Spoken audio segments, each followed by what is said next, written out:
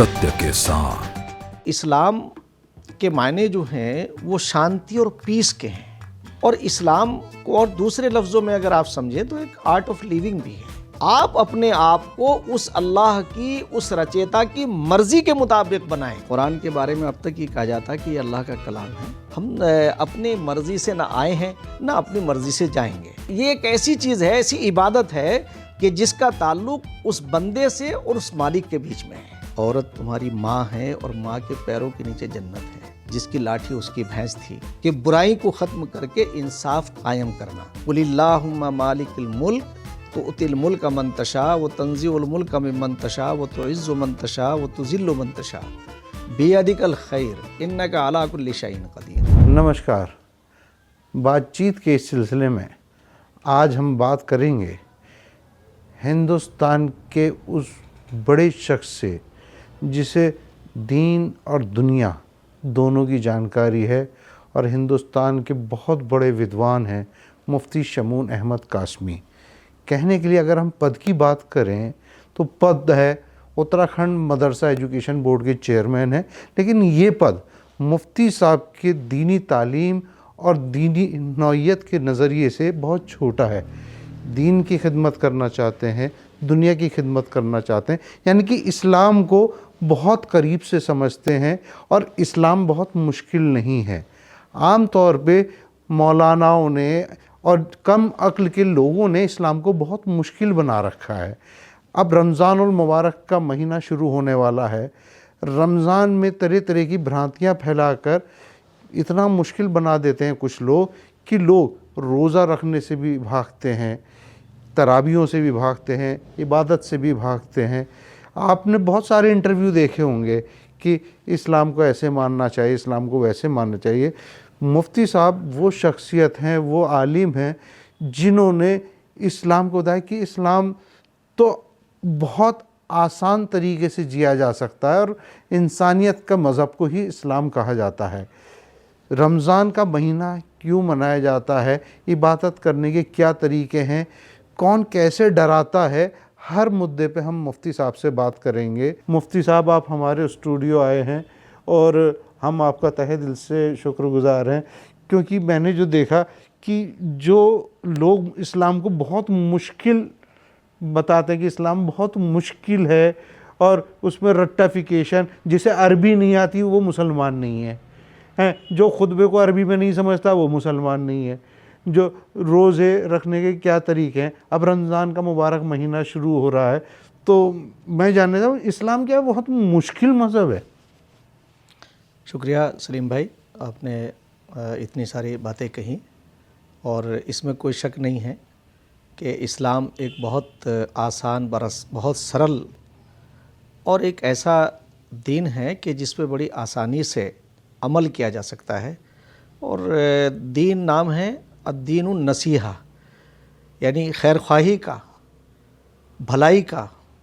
उसी को रसूल पाक सल्लल्लाहु अलैहि वसल्लम ने फरमाया, खैरन नासी मन यनफ़उन नास, तुम में सबसे अच्छा इंसान वो है जो लोगों के लिए भलाई के लिए काम करता हो, खैर के लिए काम करता हो, अच्छाई के लिए काम करता हो। और इस्लाम के मायने जो हैं वो शांति और पीस के हैं। मैं ये समझता हूँ कि शांति और पीस का पैगाम देने वाला एक ऐसा ये धर्म है, मज़हब है कि जो लोगों को बुराइयों से बचाकर भलाइयों की तरफ उन्हें लाता है। जिसे कहा कि तुम में नहीं अनिल मुनकर, अमर बिल मारूफ और नहीं अनिल मुनकर,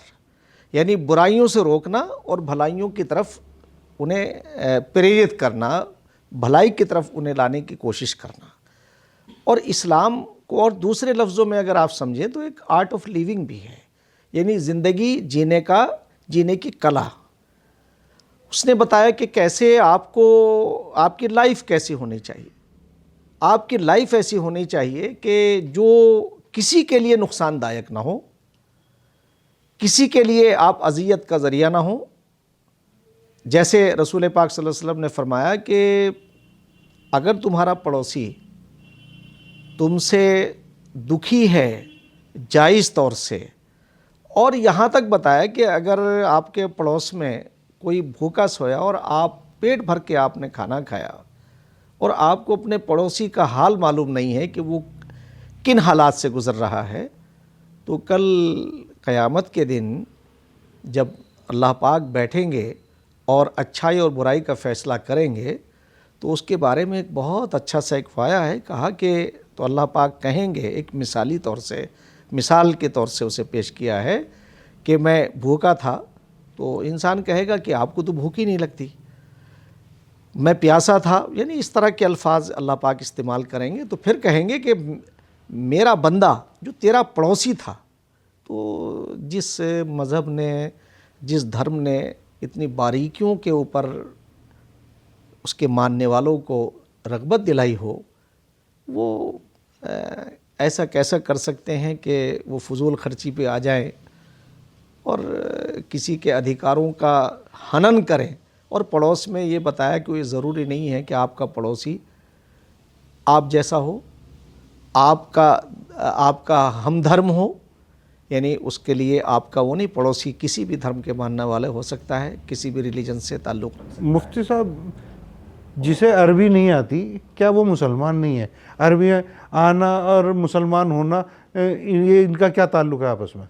नहीं देखिए, और इससे मैं आगे बताऊं कि दरअसल लोगों ने जो रिसर्च होनी चाहिए थी एक एक चीज़ के ऊपर, जैसे हम रमज़ान से मुताल्लिक़, अभी रमज़ान आने वाला है, तो इसके ऊपर हम रिसर्च सेंटर होने चाहिए थे। तो उसमें हमने उस पर कोई रिसर्च नहीं किया, बल्कि आया कि भाई रमज़ान आ गया, रोज़े रख रहे हैं हम, उसका फ़ायदा क्या है, किन किन चीज़ों में वो लाभदायक है। और अल्लाह पाक ने कुरान पाक के अंदर कहा व अतिमुस्सियामा इलल लैल, यानी तुम रोज़े को शुरू करो सुबह से और शाम तक, रात तक। वो और फिर आगे कहा कि अल्लाह पाक ने ये भी कहा कि ऐसा है, ये हमने कोई आपके ऊपर ही फ़र्ज़ नहीं किए, रोज़ा जो है हमने आपके ऊपर फ़र्ज़ नहीं किए, आपसे पहले जो लोग थे उन पर भी हमने रोज़े फ़र्ज़ किए। अब जो आज अगर आप गौर करते हैं तो मैं समझता हूँ कि सारे धर्मों में रोज़े का अलग अलग नाम हो सकते हैं, और कुरान उसे कहता है अल्हम्दुलिल्लाहि रब्बिल आलमीन। हम हर नमाज के अंदर पढ़ते हैं कि हम उस अल्लाह की तारीफ़ करते हैं, उसकी प्रशंसा करते हैं जो तमाम ब्रह्मांड का रचेता है, तमाम मखलूक को पैदा करने वाला है। और इसमें अगर आप देखते हैं कि इस्लाम का जो नज़रिया है या उसका जो दृष्टिकोण है,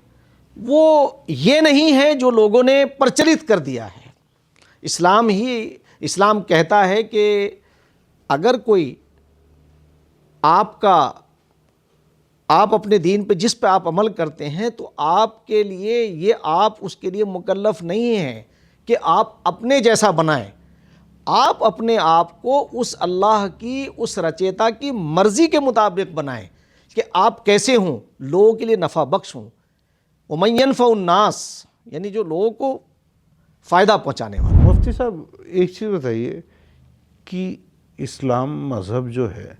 इसके अंदर रमज़ान की ख़ास अहमियत है। रमज़ान का मुबारक महीना शुरू हो रहा है, ये रमज़ान का महीना क्या मायने रखता है? रमज़ान में रोज़ा क्यों रखा जाता है? और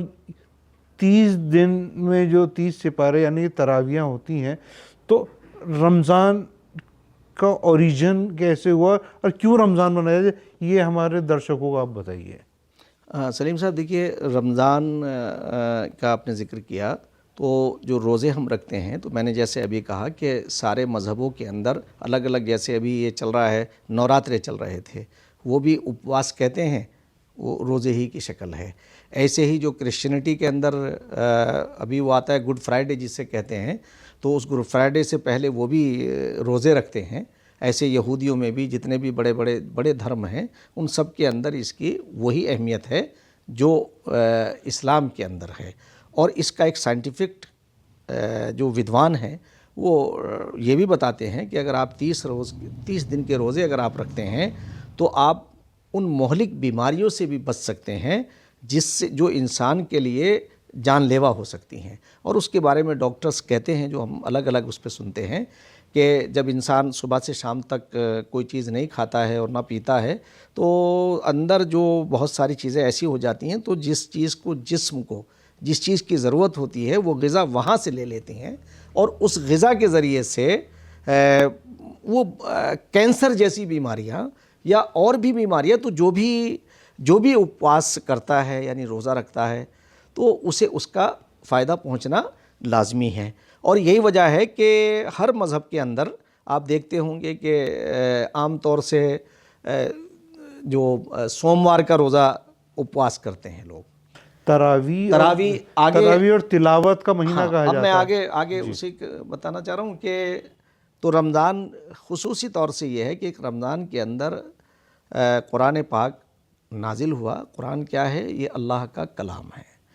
اور اللہ پاک نے فرشتوں کے ذریعے سے حضرت محمد صلی اللہ علیہ وسلم کے اوپر اسے نازل کیا، اور پھر اس کے الگ الگ یہ حضرت عثمان غنی رضی اللہ عنہ کے دور کے اندر اس کی یہ مکمل ایک کتاب کی شکل میں اسے جمع کیا گیا، اور اس کے بعد الگ الگ اس کی صورتیں اور پارے بنائے گئے ترتیب سے، اور اس ترتیب کے مطابق 30 سپارے ہوتے ہیں۔ تو جب رمضان کا چاند نظر آتا ہے تو اسی دن سے تراویح سپارے مطلب کیا ہوا؟ تھوڑا بتائیں گے ہمارے درشکوں کو؟ جو قرآن پاک کی آیات ہیں، جو منتر ہیں جسے ہندی میں ہم بولتے ہیں، تو جو قرآن پاک کی آیات ہیں انہیں جمع کر کے ان کے رکوع اور آیات اس طرح سے بنائی، تو اس کا اسے اس طرح سے بنایا گیا، یعنی کہ 30 ادھیائے 30 ادھیائے کہہ سکتے ہیں آپ اس کے، تو 30 ادھیایوں میں اسے بانٹا گیا، اور اس کا جو رمضان کا جب مہینہ آتا ہے تو اسے یعنی قرآن پاک کو جسے زبانی کنٹسٹ جسے ہے یاد ہے تو وہ اسے حافظ قرآن بولتے ہیں، اور جو حافظ ہوتا ہے وہ اسے یعنی جیسے روزے کے بعد عشاء کی نماز کے بعد 20 رکعات کے اندر ہم اسے سناتے ہیں۔ اس میں یہ الگ، اس میں کچھ لوگ کم رکعتوں کے اندر بھی پڑھتے ہیں، الگ الگ وہ اپنا الگ الگ ان کا۔ کیا تراویح فرض ہے؟ تراویح جو ہے وہ سنت موقدہ ہیں، یعنی اگر ہم اسے چھوڑیں گے تو اچھا نہیں ہے، فرض نہیں ہے، اور یہ اگر ہم اسے ترک کریں گے تو یہ رسول پاک صلی اللہ علیہ وسلم کی سنت ہے، اور رسول پاک کی سنت کو ترک کرنے والا گنہگار ہوتا ہے۔ یعنی کہ ہم سادھارن بھاشا میں اگر کہیں مفتی صاحب تو رمضان کا جو مہینہ ہے، یعنی قرآن شریف کی جو 30 ادھیائے ہیں، تو 30 ادھیائے مطلب کہ پرتی دن ہر دن ایک ادھیائے کی آکاش وانی ہوئی اور وہ دنیا میں آیا، اور پھر 30 دن میں وہ مکمل ہوا۔ تھوڑا سے وستار سے بتائیں گے؟ نہیں، دیکھیے قرآن پاک الگ الگ جیسے حالات تھے اس طرح سے یہ نازل ہوا رسول پاک صلی اللہ علیہ وسلم کے اوپر، اور قرآن کے بارے میں اب تک یہ کہا جاتا ہے کہ یہ اللہ کا کلام ہے، اور اس کی جو نشانیاں ہیں، یعنی بہت سارے لوگوں نے، کیونکہ عرب کے اندر ایسے بہت سارے لوگ تھے جنہوں نے دعوے کیے کہ نہیں، اور وہ بنا کر کے لائے، تو قرآن نے کہا کہ تم ایک چھوٹی سی آیت بھی اس جیسی نہیں بنا سکتے ہو، اور لوگ قاصر رہیں اس کا متبادل پیش کرنے میں۔ تو قرآن اللہ کا کلام ہے، اگر اسے سمجھ کر کے پڑھا جائے گا تو ایک کانسٹیٹیوشن ہے جو اللہ پاک نے ہمیں دیا ہے اپنے محبوب رسول پاک صلی اللہ علیہ وسلم کے ذریعے سے، کہ تاکہ جو انسان ہیں وہ اس کے مطابق اسے سمجھیں، اور سمجھنے کے بعد اپنی زندگی کو نیمت طور سے، یعنی ایسا اپنی زندگی کو ڈھالیں کہ وہ لوگوں کے لیے نفع بخش ہو، کسی کے لیے شر کا ذریعہ نہ ہو۔ یعنی مذہب جو ہوتا ہے، ان جنرل اگر مذہب ہوتا ہے تو مذہب تو ہے ہی ایک ہاسپٹل کی طرح، اور ہاسپٹل میں جب بیمار ہوتا ہے آدمی تو ہاسپٹل میں جاتا ہے، تو اسی طرح سے جب انسان کو بہت راستہ نہیں ملتا تو وہ مذہب کی شرن میں آتا ہے، اور جب اپنے مذہب کی وہ یعنی ریلیجن کی، اور ریلیجن کو جاننے والے جو اسکالر ہوتے ہیں، جنہیں دھرماچاریہ بھی ہم کہہ سکتے ہیں، وہ پھر ان کے پاس جاتے ہیں جو ودوان ہوتے ہیں۔ وہ ودوان اس کا ارتھ سہت جب مسئلہ بتاتے ہیں تو ہونا تو یہ چاہیے کہ ہم سب کو اتنا آنا چاہیے کہ موٹی موٹی چیزیں جو ہیں، جو عام انسانوں سے متعلق ہیں، جو اللہ پاک سے متعلق ہیں، اور اللہ پاک کے لیے کیا ہے کہ اس نے ہمیں پیدا کیا، ہم اپنی مرضی سے نہ آئے ہیں نہ اپنی مرضی سے جائیں گے، مفتی صاحب، رمضان کا مہینہ شروع ہو رہا ہے تو سحری، افطار اور 5 وقت کی نمازیں، تراویح، ان کا الگ الگ کیا ویوستھائیں اسلام نے دی ہیں؟ یہ دیکھیے، تراویح تو واجب یعنی سنت ہے، اس میں 20 ہیں، بعض 8 بھی پڑھتے ہیں بہت سارے لوگ جو ہیں، مگر زیادہ صحیح یہ ہے کہ جتنی زیادہ ہو اس میں کوئی نقصان نہیں ہے، اور 20 کے بارے میں زیادہ معتبر روایتیں ہیں، اور 20 رکعتوں کو میں پورا قرآن کو ہم الگ الگ تقسیم کر لیتے ہیں، اسے پڑھتے ہیں۔ اور رمضان خاص طور سے اللہ کو یاد کرنے کا ایک ایسا مہینہ ہے، ایسا ماہ ہے کہ جس میں روایتوں میں آتا ہے کہ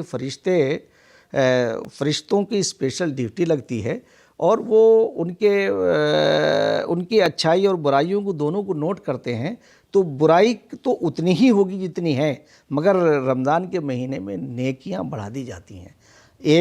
اگر آپ ایک رکعت پڑھیں گے تو کئی رکعت کے پڑھنے کا ثواب ملتا ہے۔ اگر اللہ کے راستے میں غریبوں کی آپ مدد کریں گے تو اس میں 70 گنا تک کا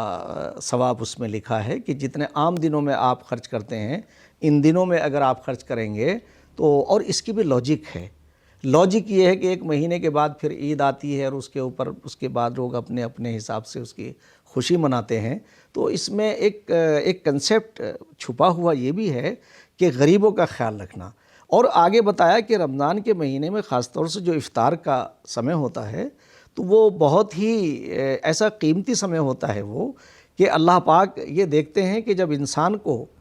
پیدا کیا تھا تو فرشتوں نے اعتراض کیا تھا کہ یہ انسان تو دنیا میں جھگڑا کرے گا، فساد مچائے گا۔ جب وہ اپنے مالک کی طرف آتا ہے لوٹ کر کے، اور اپنے مالک کی عبادت کرتا ہے، تو وہ مالک خوش ہوتا ہے، اور ان فرشتوں کو جن کی ڈیوٹی لگی ہوئی ہے، جانتے ہیں پروردگار یہ کہاں سے آ رہے ہیں، کہاں ہم نے بھیجا۔ یعنی آیا ہے روایتوں میں کہ ان سے پوچھتے ہیں کہ بھائی آپ کہاں گئے تھے، تو وہ سب آ کر کے اپنی رپورٹ جب پیش کرتے ہیں، تو اس میں ایک چیز جو خوبصورت چیز آتی ہے کہ مالک کائنات جس نے بغیر کسی امتیاز کے سارے انسانوں کو برابر پیدا کیا، اور انہیں پیدا کرنے کے بعد انہیں اختیار دیا کہ اب تمہاری مرضی ہے کہ تم سارے راستے بتانے کے بعد اگر تم اچھائی کے راستے پہ چلو گے تو اس کا میں تمہیں اچھا پھل دوں گا۔ تو اس کے لیے ایک بہترین،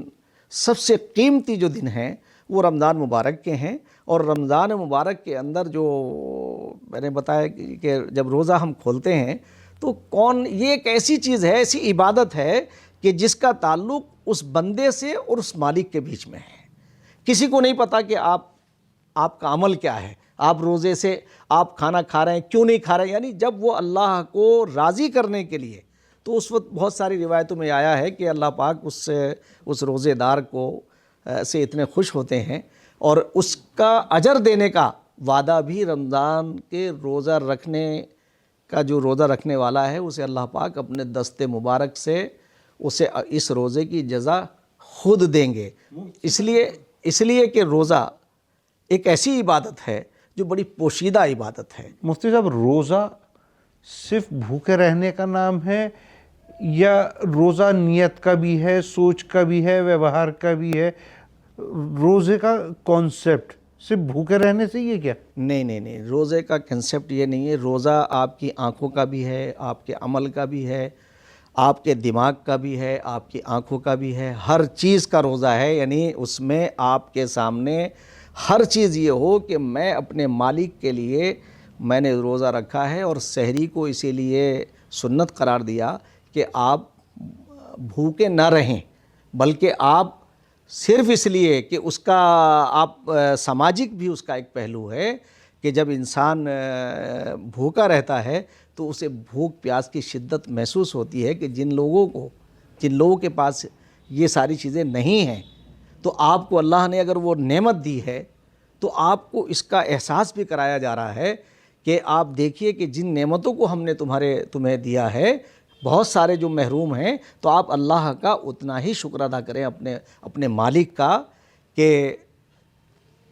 اس کے ایک مثال آپ کے سامنے پیش کی ہے۔ جب ہم دنیا پہ آج نظر ڈالتے ہیں، سوشل میڈیا یا آج اتنا جو نیٹ کے ذریعے سے ہمارے سامنے آتا ہے تو بہت سارے ایسے ایریاز ہیں، ہم یہ سوچتے ہیں کہ اے اللہ پاک تو نے ہمیں جنت جیسی جگہ پہ پیدا کیا۔ مفتی صاحب، کیا روزے کا مطلب صرف یہ ہے کہ ہم نے نیت کر لی اور روزہ رکھ لیا اور اس کے بعد میں ہم بے ایمانی کر رہے ہیں، کسی کے ہاں لوٹ کھسوٹ کر رہے ہیں، کسی کی بہو بیٹیوں پہ بری نظر رکھ رہے ہیں، بد عملی کر رہے ہیں، اور یعنی جتنے غلط کرم ہیں کہنے کے لیے ہم نے روزہ رکھ لیا، بھوکے ہیں، لیکن یہ سارے اعمال کر رہے ہیں، بے ایمانی بھی کر رہے ہیں، چوری بھی کر رہے ہیں، ڈکیتی بھی کر رہے ہیں، اور دوسرے کی بہو بیٹی کو بد نیت سے دیکھ رہے ہیں، غیر محرم کو بد نیت سے اس بارے میں کیا کہنا ہے؟ آپ کو بتائیں، یہ تو بات یہ کہ روزے سے نہیں، اگر یہ تو آپ اگر عام دنوں میں بھی آپ یہ کرتے ہیں تو یہ اسلام کی روح کے خلاف ہے۔ اسلام کا جو فنڈامنٹل جو اس کے سدھانت ہیں اس سے کوئی بھی اس کی وہ نہیں ہے، اس لیے کہ آپ کسی کی بھی یعنی آپ جائز طور سے اپنی وائف، اپنی بیوی کے علاوہ اگر کسی بھی عورت کو آپ اس نظر سے دیکھتے ہیں تو وہ آپ کے لیے مطلب عذاب کا ذریعہ ہے۔ اللہ ان باتوں کو ناپسند کرتا ہے، اور رمضان کے اندر تو بتایا گیا ہے کہ آنکھ کا بھی روزہ ہے، آپ کے ہاتھ کا بھی روزہ ہے، آپ کے دماغ کا بھی روزہ ہے، آپ کے عمل کا بھی ہے۔ آپ اگر یہ سارے کام کریں گے، بے ایمانی بھی کریں گے، چوری بھی کریں گے، ڈکیتی بھی کریں گے، اور اس کے بعد پھر آپ کہیں کہ مجھے میں سمجھتا ہوں کہ یہ ایک الگ وہ ہے کہ اس کا تو اس جرم کا ارتکاب کرنے پر آپ پر وہ ساری حدیں جاری ہوں گی جو اسلام کے مطابق ہیں یا اللہ نے اپنی ناپسندیدگی کا اظہار فرمایا ہے۔ تو اس لیے میں کہنا چاہتا ہوں کہ رمضان تو آپ کو ایک ایسا نعمت ہے اللہ پاک کی کہ آپ کو آپ 11 مہینے آپ کھاتے ہیں پیتے ہیں۔ حالانکہ رمضان کے اندر بھی آپ سحری کے لیے بھی آپ کو اجازت ہے، افطار کی بھی آپ کو اجازت ہے، کیونکہ اللہ پاک نے اپنے بندوں کے لیے یہ بھی رکھا ہے کہ یہ کمزور نہ ہو جائیں۔ تو اس لیے میڈیکل کے طور سے بھی جو تعلق رکھتے ہیں۔ اور ایک چیز یہ تو دیکھیے کہ اسلام نے کہیں بھی کوئی ایسا کام نہیں کیا، یعنی اللہ پاک نے آپ کو مصیبت میں نہیں ڈالا، بلکہ اسے آسانی کی طرف لائے ہیں کہ جیسے اگر آپ بیمار ہیں یا آپ سفر کر رہے ہیں تو آپ روزہ بھی قضا کر سکتے ہیں، اور نماز تو آدھی ہو جاتی ہے، یعنی 4 فرض اگر ہیں تو سفر میں 2 پڑھیں گے آپ۔ تو یہ سرلتا کی طرف لائے ہیں کہ تاکہ انسان نیمت طور سے اپنے آپ کو ٹھیک کرے اور مذہب کا پالن کرے۔ تو مذہب کا اگر پالن کرے گا تو روزہ ہو یا عام دن ہو، ان میں اگر انسان اپنے آپ کو ان سدھانتوں کو اگر وہ مانتا ہے اور اللہ پر اس کا یقین ہے تو وہ کوئی بھی ایسا کام اسے نہیں کرنا چاہیے جو مخلوق خدا کے لیے تکلیف کا باعث ہوں۔ مفتی صاحب، ایک مہتوپورن سوال یہ ہے، کیونکہ مسلمان جو کہے جاتے ہیں مذہب تو اسلام ہے، مسلمان مذہب ہے، مسلمان کمیونٹی ہے، مسلمان اور اسلام ہے کیا الگ الگ؟ اصل میں دیکھیے، اسلام تو ایک ایسا ریلیجن ہے کہ اگر آپ دیکھتے ہیں کہ جب عرب میں حضرت محمد صلی اللہ علیہ وسلم جب آئے تو آنے کے بعد انہوں نے کہا وہاں جس کی لاٹھی اس کی بھینس تھی، تو انہوں نے لوگوں کو کہا کہ بھئی آپ یہ سارے کام چھوڑ دو۔ تو وہ طاقت کے گھمنڈ میں اتنے چور تھے کہ کوئی بھی انصاف نام کی چیز دنیا میں نہیں تھی۔ اور اس وقت خاص طور سے اگر آپ دیکھتے ہیں کہ جو عورتوں کا، جس کے لیے لوگ ابھی سمجھ نہیں پاتے ہیں یا سمجھا نہیں پا رہے ہیں کہ کتنی اہمیت جو ہے وہ ایز ایک عورت کے ہے، تو اسے سب سے پہلے دنیا میں اگر کسی نے ان کے ادھیکاروں کے لیے آواز اٹھائی ہے تو وہ حضرت محمد صلی اللہ علیہ وسلم ہیں۔ اور انہوں نے یہ کہا کہ یہ عورت تمہاری ماں ہے اور ماں کے پیروں کے نیچے جنت ہے۔ تو رسول پاک صلی اللہ علیہ وسلم کا اگر ایک بھی پہلو ایسا نہیں ہے کہ جو انسانوں کے مفاد سے ٹکراتا ہو، اور یہی نہیں، جتنے بھی پیغمبر آئے ہیں، جتنے بھی اولیاء آئے ہیں، جتنے بھی ریفارمر آئے ہیں، ان سب کا منشا ہی دنیا سے برائی کا خاتمہ رہا ہے، کہ برائی کو ختم کر کے انصاف قائم کرنا۔ اور اگر آپ یہ دیکھتے ہیں کہ میں اور یہ بات کہنا چاہوں گا کہ اللہ پاک یہ کہتے ہیں قرآن پاک کے اندر کہ حکومت دنیا میں ہمارا ہی تو عکس ہے. قل اللہم مالک الملک تؤتی الملک من تشاء وتنزع الملک ممن تشاء وتعز من تشاء وتذل من تشاء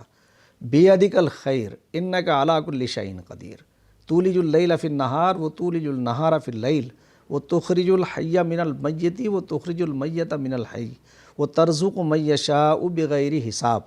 اللہ پاک کہتے ہیں حکومت ہماری ہے، ملک ہمارا ہے، ہم جسے چاہتے ہیں اسے ہم یہ عزت دے دیتے ہیں، یہ ہماری طرف سے عطا کی ہوئی ہے.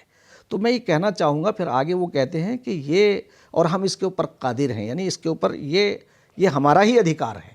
پھر آگے جا کر کے مثال کے طور سے کہتے ہیں کہ اچھا بتاؤ دن کو رات کون کرتا ہے اور رات کو دن کون کرتا ہے؟ ہم مرنے کے یعنی آپ کو جلاتا کون ہے اور مارتا کون ہے؟ پھر جس کے لیے آپ تمام تگ و دو کرتے ہیں، کوشش کرتے ہیں، وہ ترزق من یشاء بغیر حساب، اور ہم ہی تو آپ کو بغیر حساب کتاب کے روزی دیتے ہیں. اب آپ اس پہ میں ایک بات یہ کہنا چاہوں گا، لاجیکل انسان کوشش کرتا ہے، ساری چیزیں کرتا ہے،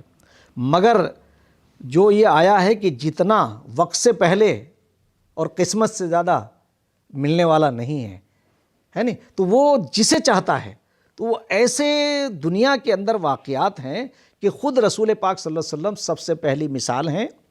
کہ ایک غریب گھر کے اندر یتیم کی حیثیت سے پیدا ہوئے اور پوری دنیا میں ایک ایسا ریفارم لائے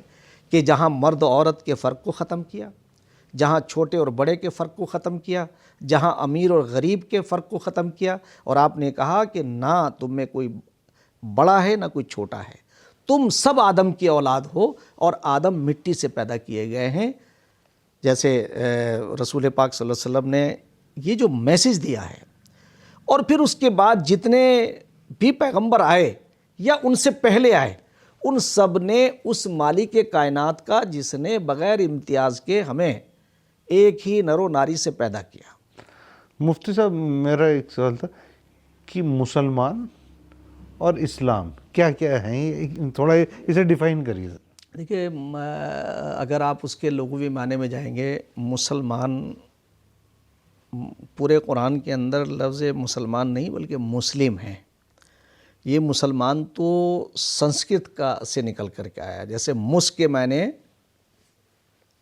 کاٹنے کے ہیں. جب کسی کے پہلے آپ نے دیکھا ہوگا ایک زمانے کے اندر جو ہے وہ ختنہ ہوا کرتی تھی، تو لوگ کہتے تھے ارے بھائی فلاں کے جو ہے وہ فلاں کے بیٹے کی آج ختنہ ہوئی ہے، مسلمانی ہوئی ہیں، اسے بولتے تھے مسلمانی. تو مسلم اور مسلمان یہ الگ الگ شبد ہیں. مسلم اگر آپ دیکھیں گے تو جو میں کہتا ہوں کہ سنسار کا جو پہلا علم ہے، جو گیان ہے، وہ وید ہے. تو رگ وید کا 10واں منڈل 31ویں سوکت کے اوپر ہے، ایکو برہم دوتیہ ناشتے نیہ نہ ناشتے کنچن وادہ لا شریک ون گاڈ وداؤٹ سیکنڈ. اسی کو گرو نانک جی نے کہا ہے، اول اللہ نور پائے قدرت کے سب بندے، ایک ہی نور سے سب جگ اپجے کون بھلے کون مندے. تو پوری دنیا ہم ٹھنڈے اور گرم ملکوں میں رہنے کے وجہ سے ہمارے رنگ کالے اور گورے ہو سکتے ہیں، ہمارے نفع و نقصان ایک ہیں. یعنی کہ اسلام اور مسلمان ایک نہیں، الگ، اسلام الگ ہے، مسلمان الگ ہے. مسلمان اس قوم کو کہتے ہیں جو اسلام کو ایز ایک ریلیجن کے فالو کرتی ہے. اب فالو کتنا کرتے ہیں یہ تو دنیا میں جو حالات ہیں جو سامنے آ رہے ہیں وہ یہی ہیں. مگر میں اس موقع پہ ایک بات یہ کہنا چاہوں گا، جب اللہ پاک نے اس تمام کائنات کو پیدا کیا تو اس وقت قرآن پاک کے اندر وَإِذْ قَالَ رَبُّكَ لِلْمَلَائِكَةِ إِنِّي جَاعِلٌ فِي الْأَرْضِ خلیفہ، تو فرشتوں کو اور جنوں کو جمع کر کے کہا تھا کہ میں زمین پر اپنا ایک نائب یعنی خلیفہ بنانا چاہتا ہوں، یعنی اپنا اترادھیکاری انسان کو. تو فرشتوں نے اس وقت کہا کہ ارے یہ تو دنیا میں جا کے جھگڑے اور فساد کرے گا.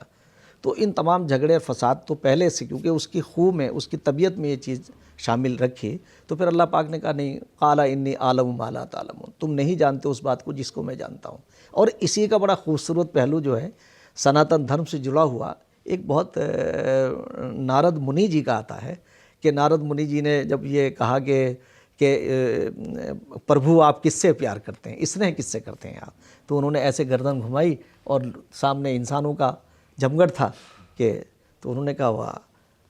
نارائن نارائن تو میں کروں اور آپ محبت کرتے ہیں ان انسانوں سے, یہ تو ان کی تو طبیعت اس طرح کی ہے. تو وہ اتنی سملرٹی ہے ان ساری چیزوں میں. میں آپ کو یہ بتا رہا ہوں کہ جو لوگ انجانے میں لوگوں کو نقصان پہنچا رہے ہیں وہ اپنے ہی پریوار کو نقصان پہنچا رہے ہیں. تو جیسے انہوں نے کہا تو پھر اللہ پاک نے یعنی ایشور نے پربھو نے کہا اچھا ایک کام کرو نارد تم ایک کام کرو کہ یہ کٹورا دیا دودھ کا اور یہ دیکھو دونوں لوک میں گھوم کر کے آؤ اور اس کی ایک بوند بھی کہیں گر نہ جائے. تو مجھے بڑا خوبصورت یہ واقعہ آیا سلیم صاحب. تو وہ جاتے ہیں اور جانے کے بعد میں دونوں لوک میں آ کے کہتے ہیں پربھو دیکھیے میں دونوں لوک میں گھوم آیا اور ایک بوند میں نے گرنے نہیں دی اس کی, یعنی بھرا ہوا کٹورا تھا دودھ سے. تو اب دیکھیے آپ تو دودھ کی کتنی اہمیت, میں وہ تو بات کسی اور موقع پہ بتائیں گے, مگر یہاں یہ دیکھیے تو پھر اللہ ایشور کہتے ہیں, یعنی ایشور کہیں اللہ کہیں, تو پربھو کہتے ہیں کہ ارے نارائن کچھ تو بھول گئے, وہ منی جی کچھ تو بھول گئے, آپ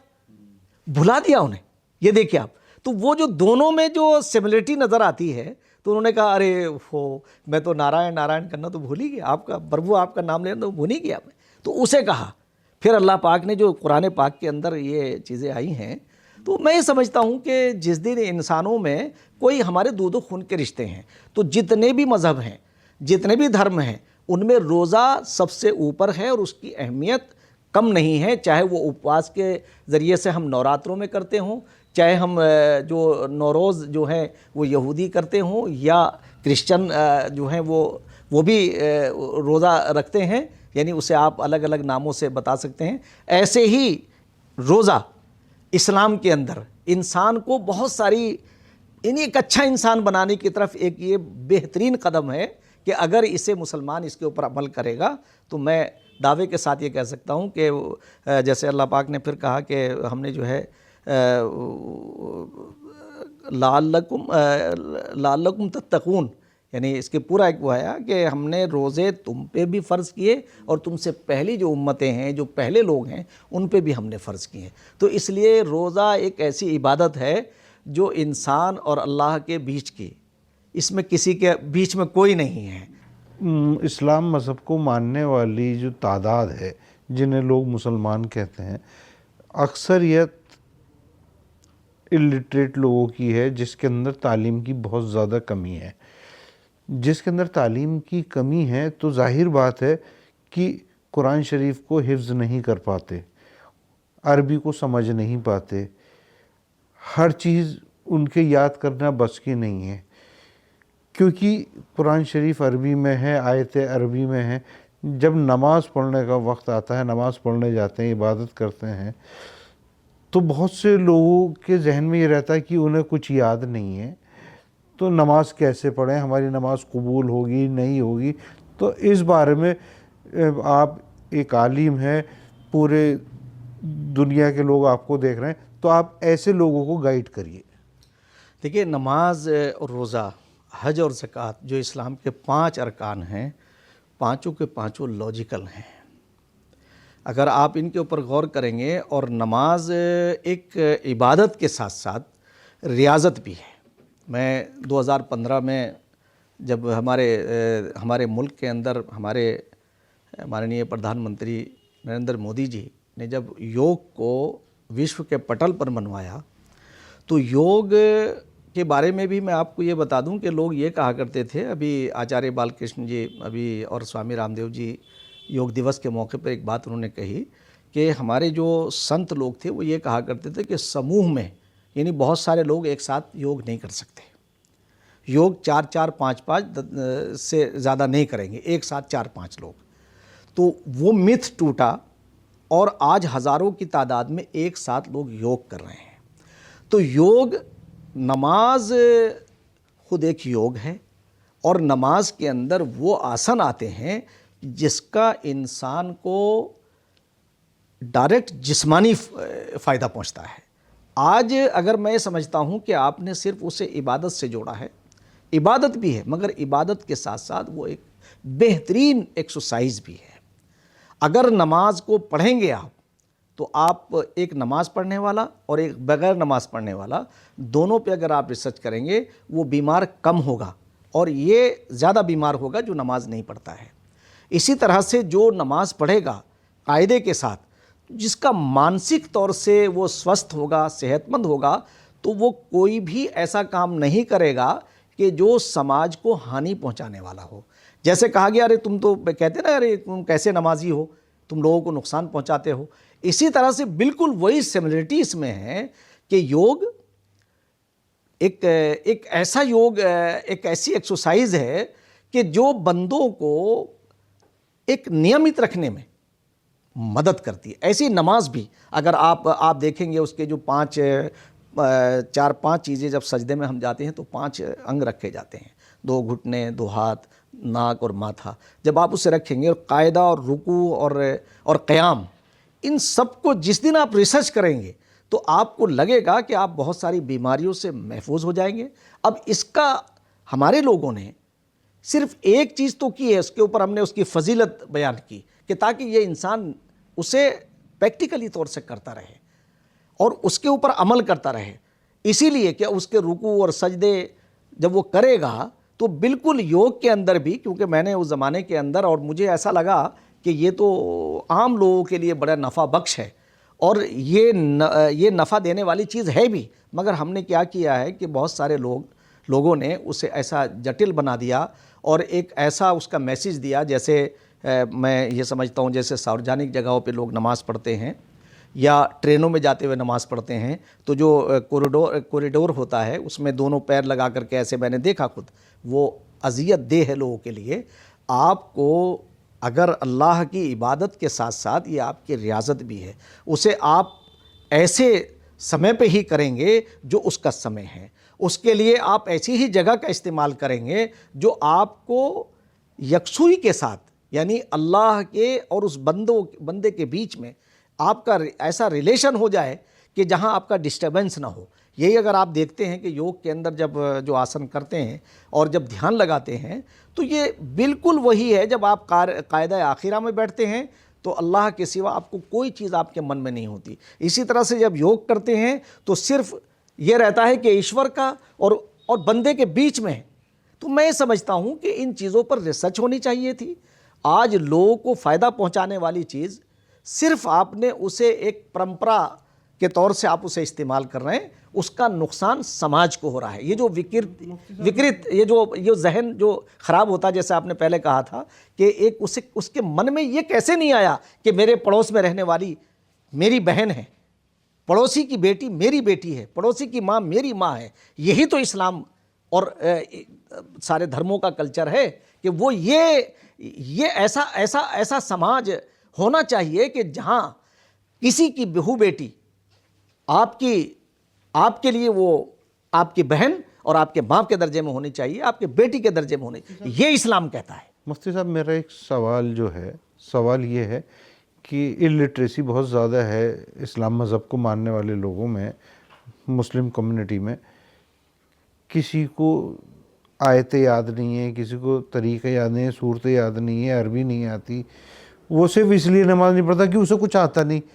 कि नमाज का और याद करने का, हिफ्ज़ करने का आपस में क्या रिलेशन है? नमाज कैसे मुकम्मल मानी जाएगी? अगर कोई नमाज़ पढ़ना चाहता है, क्या उसे इसलिए नमाज ना पढ़े कि उसे कुछ आता नहीं, याद नहीं? नहीं, देखिए, इमाम के पीछे नमाज़ पढ़े अगर किसी को नहीं आती, कोशिश करे कि उन जो अल्लाह की तारीफ़ के क्योंकि नमाज के अंदर वही सारे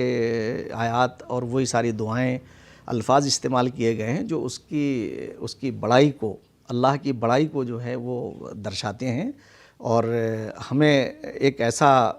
हम जब खड़े होते हैं तो लगता है हम अपने मालिक से आज मालिक के सामने खड़े हैं, जिस मालिक ने हमें इन 5 तत्वों से पैदा किया है। यानी जो आता है ना पंच तत्व, जिसे उसे क्या जब दफनाते हैं तो मिट्टी में चला जाता है, मिनहा खलकनाकुम फ़ीहा नुईदुकुम व नुखरिजुकुम तारतन उखरा। वही जो है दूसरे उसमें होता है कि पंच तत्व में विलीन हो गए। तो आप ये देखिए कि आप उसको याद करने की कोशिश करनी चाहिए, और अगर मान लीजिए उसे नहीं आता है तो उसे अपने मालिक के सामने, जैसे इमाम के पीछे नमाज़ पढ़ता है तो वैसे ही अरकान वो अदा करता रहे और कोशिश करे कि उन अल्फाजों का बामाने उन्हें सीखने की कोशिश करे। और जो मैं और एक बात ये मेरे मन में आ रहा है कि यही चीज़ रही है कि इस्लाम ने जो बराबरी की बात की है, मर्द और औरत की।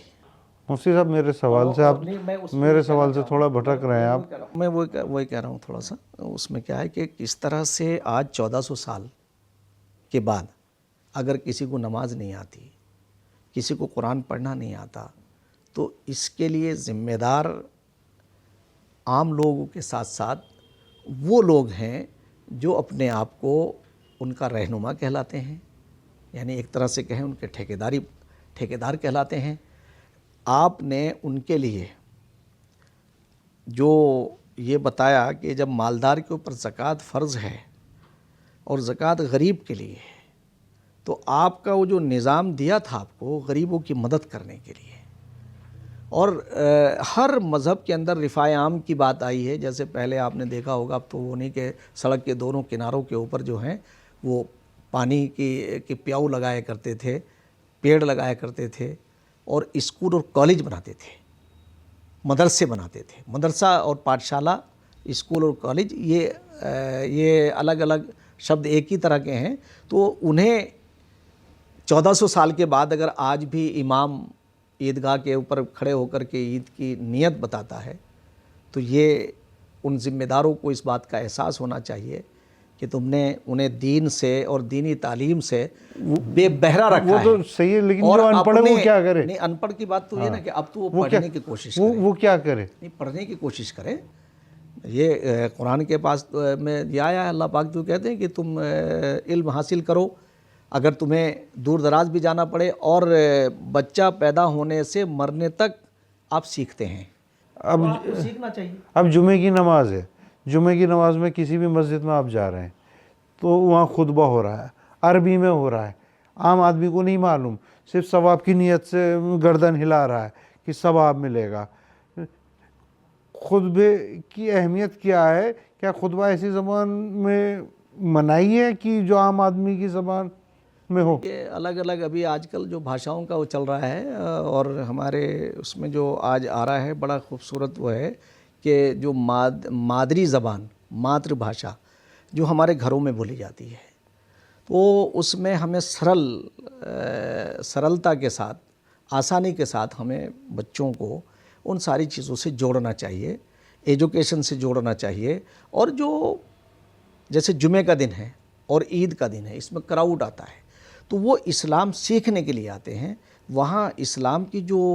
फंडामेंटल चीज़ें हैं, जैसे मैं आपसे मिसाल के तौर से कहना चाहता हूँ कि माँ बाप के ऊपर, आप मुझे कन्नड़ में कोई चीज़ सुनाते रहे, मेरी समझ में क्या आ रहा है? अरबी में आप बोल रहे, मेरी समझ में नहीं आ रहा। वही बता रहा हूँ आपसे कि अरबी में जो खुतबा आप देते हैं, तो उससे पहले इमाम को ये चाहिए, खुतबे के माने तकरीर के ही हैं,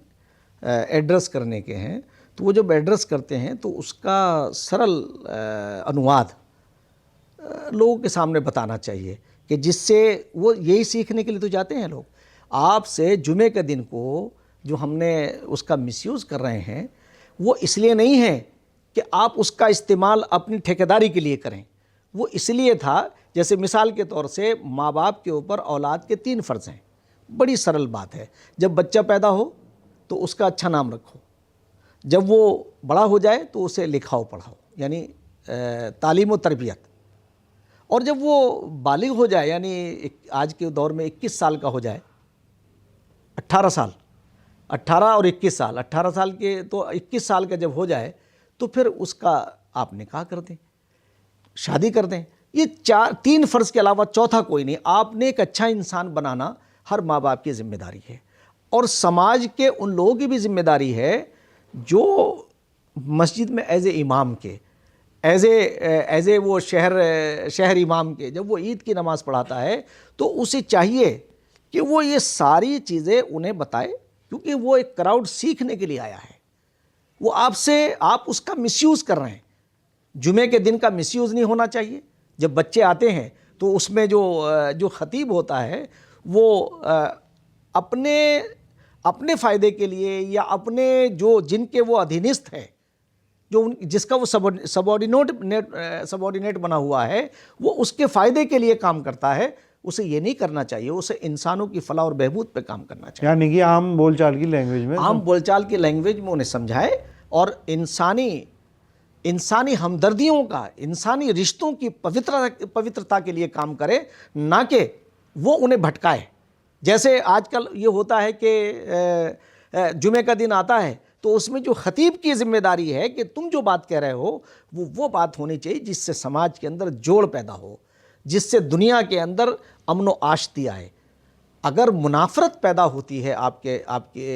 کے کلام سے اور آپ کے بولنے سے، تو وہ اللہ کو پسند نہیں ہے۔ آپ اللہ کے بندوں کے لیے وہی بھلائی کا معاملہ رکھیں سامنے کہ کنتم خیر امتن۔ منافق کسے کہتے ہیں مفتی صاحب؟ منافق وہ ہے کہ سامنے تو آپ کو وہ مطلب جو دھوکہ دینے والا کہہ لیجئے ایک آدمی، اس طرح سے کہ جو اور بہت سارے دکھاوا بھی ہوتا ہے، بڑی بڑی چیزیں کرتے ہیں لوگ کے تاکہ جو ہے، یعنی کہ جو اسلام کو عام بول چال کی بھاشا میں خطبے کے دوران نہیں سمجھا رہا تو کیا گناہ کا حقدار نہیں ہے، وہ گناہ کا بھاگیدار نہیں ہے؟ اس کا تو مقصد ہی یہ ہے، خطیب کا اور جمعہ کا دن کا تو مقصد ہی یہ ہے کہ وہ انہیں اچھی باتیں بتائیں۔ سماج کے اندر آپ کو اپنے پڑوسیوں کے حقوق کو بتانا چاہیے، اپنے رشتہ داروں کے حقوق کو بتانا چاہیے، اپنے اولاد کے حقوق کو بتانا چاہیے، اپنے ہمسایوں کے حقوق کے بارے میں بتانا چاہیے، اپنے ملک کی امن و سلامتی کی بات کو بتانا چاہیے، اس لیے کہ اللہ کے رسول نے کہا کہ جس ملک میں ہم رہتے ہیں تو ہمارے تو آقا کی یہ سنت ہے کہ اس ملک سے محبت کرنا، اس سے وفاداری کرنا، یہ ہمارا فرض ہونا چاہیے۔ اور اس لیے ہونا چاہیے کہ اگر مائی ہوم، جیسے کہتے ہیں مائی ہوم بھارت، ہم کہیں مائی ہوم انڈیا، تو مائی ہوم بھارت، میرا پورا بھارت میرا گھر ہے۔ اگر یہ کمزور ہوتا ہے، میرا گھر اگر ایک جگہ سے پانی ٹپکتا ہے تو میں بے چین ہو جاتا ہوں۔ تو اس لیے یہ چیز بھی آنی چاہیے، اور اس کے لیے رسول پاک صلی اللہ علیہ وسلم کی وہ سنت کے بارے میں ضرور بتانا چاہیے کہ جب آپ نے مکے سے مدینے کی طرف ہجرت کی ہے تو آپ کی آنکھوں میں آنسو ہیں، اور آپ مکے کو ایڈریس کر کے کہتے ہیں کہ خدا کی قسم میں تجھے ہرگز نہ چھوڑتا اگر یہ مشرکین مکہ مجھے مجبور نہ کرتے۔ اب یہاں کیا ہے، مشرک بہت سارے خداؤں کی عبادت کرنے کے لیے کہتے ہیں، خدا تو ایک ہے، شرو شکتیمان جگ کا پالن ہار ایک ہے، اور اسی ایک نے ہم سب کو ایک ہی ماں باپ سے پیدا کیا۔ مفتی صاحب آخر میں جو سب سے مہتوپورن سوال ہے، زکوٰۃ کی کیا اہمیت ہے، کن لوگوں کو دینی چاہیے، کن لوگوں کو لینی چاہیے، اور کن لوگوں پر زکوٰۃ دینا غلط ہے؟ قرآن نے اس بارے میں بالکل وضاحت فرمائی ہے، ذوی القربیٰ والیتامیٰ والمساکین وابن السبیل، یعنی یہ 6-7 لوگ ہیں جنہیں آپ دے سکتے ہیں۔ پہلے جو آپ کے قریبی عزیز و اقربا ہیں جو اس میں آتے ہیں، آپ ان کی مدد کریں۔ یتیموں کی، دوسرے نمبر پہ یتیم آتے ہیں جن کے جو بے سہارا ہیں، اور اس کے بعد یہ آتا ہے جو مسافر ہیں، مسافر کو بھی آپ زکوٰۃ دے سکتے ہیں، اس لیے کہ وہ امیر ہو سکتا ہے گھر پہ، مگر جب وہ سفر میں ہے تو وہ کئی ساری ایسی چیزیں آئی ہیں کہ ضرورت مند، اس سے محسوس ہوتا ہے کہ جو ضرورت مند ہے اور آپ انہیں جانتے ہیں، آپ ان کی مدد کر سکتے ہیں۔ اسی لیے جو ہے بہت ساری چیزیں ہیں، علم، جیسے آج کل یہ سمجھیے کہ کیا اپنے ماں باپ کو، بھائی بہنوں کو، بھابھی کو، دوستوں کو، کیا کوئی اپنے ماں باپ کو زکوٰۃ دے سکتا ہے یا ماں باپ سے زکوٰۃ لے سکتا ہے کیا؟ نہیں، دیکھیے ماں باپ اس میں نہیں آتے، وہ تو آپ کے ماں باپ کے اس میں آ گئے، مگر آپ کے ذوی القربیٰ والیتامیٰ، یعنی جو آپ کے عزیز و اقارب جو آپ کے وہ ہیں، ماں باپ تو آپ کی ذمہ داری ہے۔ ماں باپ کا خیال رکھنا، قرآن پاک تو یہ کہتا ہے کہ ماں باپ کے بارے میں تو آپ جب وہ اس عمر کو پہنچ جائیں کہ جہاں لوگ یہ کہتے ہیں کہ ارے یہ تو سٹیا گیا، یہ بہت وہ کرتے ہیں، تو اس وقت ان کے سامنے آپ بلند آواز میں بھی نہ بولیں، اف بھی نہ کریں۔ ایک دور ایسا آتا ہے نا، تو اس میں اسے اللہ پاک نے تاکید فرمائی کہ اپنے ماں باپ کے بارے میں، اور اگر کوئی انسان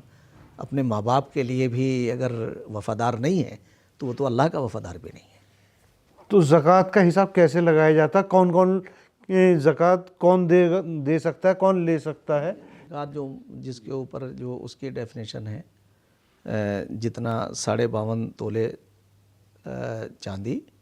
یا 7.5 تولے سونا، جو اتنا تو آپ کا وہ ہے، اس کے بعد جو اتنا ہونے کے بعد جو آپ کا وہ ہوتا ہے اس پہ 2.5% غریبوں کا حق ہے، ضرورت مندوں کا حق ہے۔ تو کیا زکوٰۃ اور ایسے ہی فطرہ بھی ہے، پونے دو سیر کا وہ آیا ہے، وہ بھی یہ ہے کہ وہ عید سے پہلے آپ جو غریب ہوں گے، کتنا اس کا خیال رکھا کہ تاکہ سماج کے اندر جو غریب لوگ ہیں انہیں بھی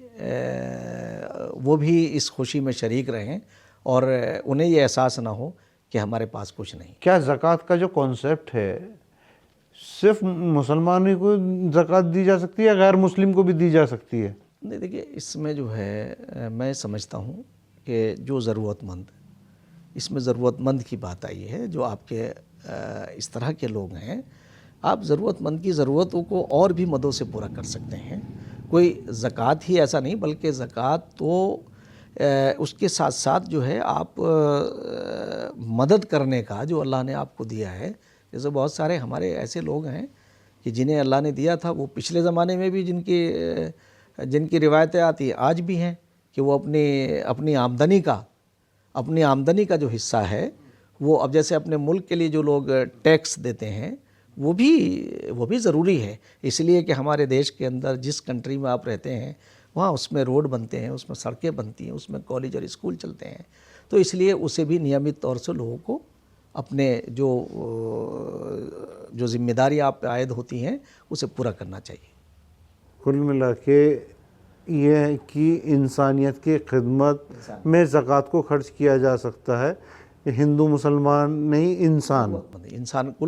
جب اللہ کے رسول نے کلکم بنی آدم و آدم من تراب، اور ایسا کون آدمی ہے اس دنیا میں جو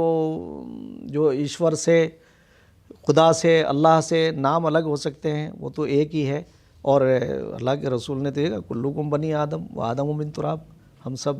آدم کی اولاد ہیں اور آدم مٹی سے پیدا کیے گئے ہیں، اور سارا یہ کنسیپٹ سامنے آ جاتا ہے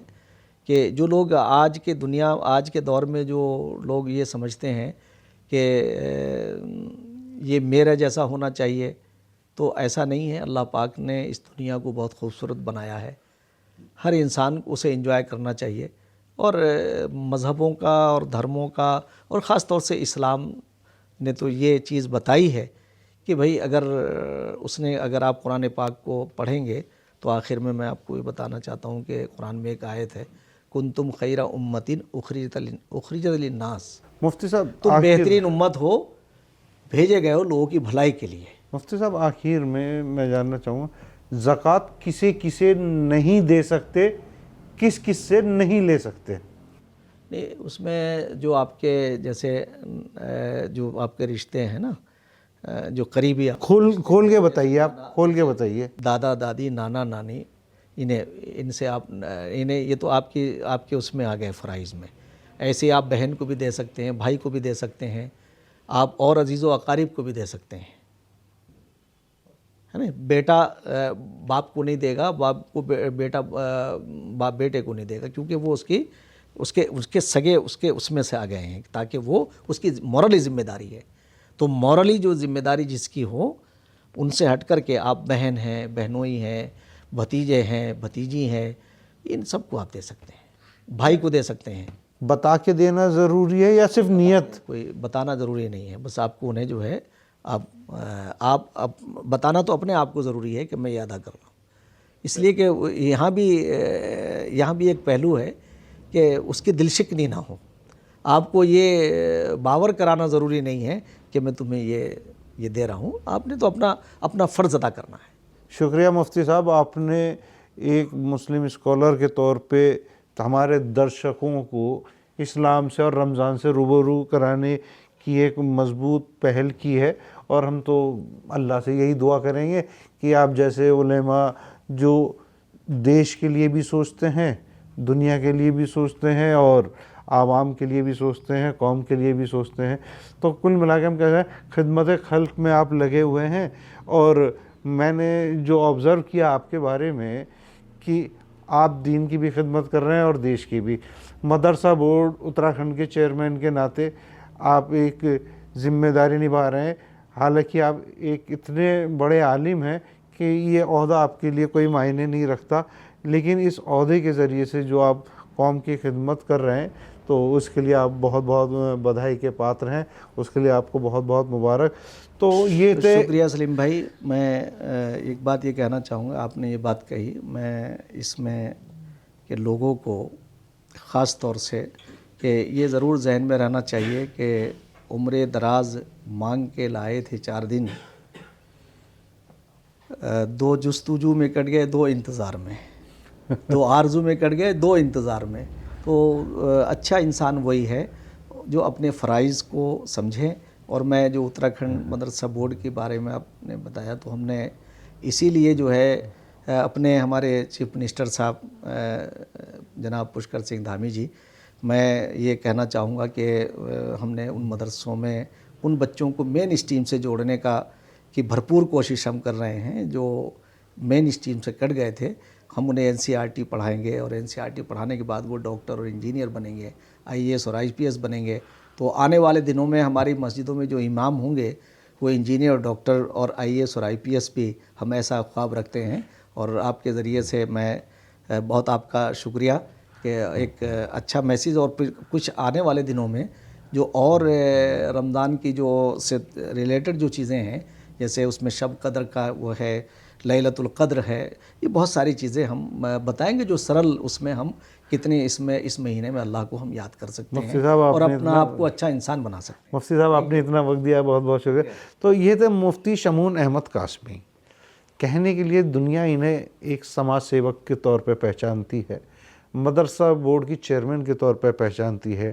ٹیم انا کے فاؤنڈر ممبر کے طور پہ پہچانتی ہے، ایک سماج سدھارک کے طور پر دنیا انہیں پہچانتی ہے۔ لیکن سچائی تو یہ ہے کہ مفتی شمعون احمد قاسمی اللہ تعالیٰ کی طرف سے بھیجی گئی وہ روح ہے کہ جسے خدمت خلق کے لیے بھیجا گیا ہے، اور اسی خدمت خلق کو انجام دے رہے ہیں۔ سرکار کا بھی حصہ ہیں، پبلک کا بھی حصہ ہیں، اور رمضان کو جتنے اچھے طریقے سے سمجھایا کہ کس طریقے سے رمضان کی فضیلت ہے، رمضان کو منانا چاہیے، روزے رکھنے چاہیے، کیسے عبادت کرنی چاہیے، یہ واقعے میں مفتی صاحب جیسی روحیں صدیوں میں پیدا ہوتی ہیں، اور مفتی صاحب اپنی ذمہ داری کو اللہ تعالیٰ نے جو انہیں ذمہ داری دی ہے اسے بخوبی انجام دے رہے ہیں۔ اور ہم تمام درشکوں سے یہ امید کریں گے جو مفتی صاحب نے آپ کو جانکاری دی ہے، تو مفتی صاحب نے سیدھے طور پہ بتایا کہ اسلام مشکل مذہب نہیں ہے، اسلام سمجھنے کا اور انسانیت کا مذہب ہے جسے ماننا ہے۔ روزہ